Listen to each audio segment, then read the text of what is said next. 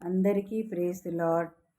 ఈ దినమున ఉపవాసం ఉన్నప్పుడు చేయవలసిన ప్రార్థన బైబిల్ నుండి దావీదు మహారాజు చేసిన ప్రార్థనను బైబిల్ వాక్యములో చూసుకుందాం. దేవా, నీ కృప చొప్పున నన్ను కరుణింపుము, నీ వాత్సల్య బాహుల్యం చొప్పున నా అతిక్రమములను తుడిచివేయుము.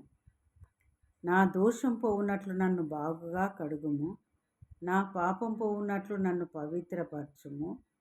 నా అతిక్రమములు నాకు తెలిసేయున్నవి, నా పాపం ఎల్లప్పుడూ నా ఎదుట ఉన్నది. కేవలం నీకే విరోధముగా నేను పాపం చేసి ఉన్నాను. నీ దృష్టి ఎదుట నేను చెడుతనం చేసి ఉన్నాను. కావున ఆజ్ఞ ఇచ్చినప్పుడు నీవు నీతిమంతుడుగా అగుపడుదువు, తీర్పు తీర్చినప్పుడు నిర్మలుడుగా అగుపడుదువు. నేను పాపంలో పుట్టినవాడను, పాపంలోనే నా తల్లి నన్ను గర్భమున ధరించెను. నీవు అంతరంగములో సత్యమును కోర్చున్నావు, ఆంతర్యమున నాకు జ్ఞానము తెలియజేయుదువు. Thank you. Praise the Lord. God bless you.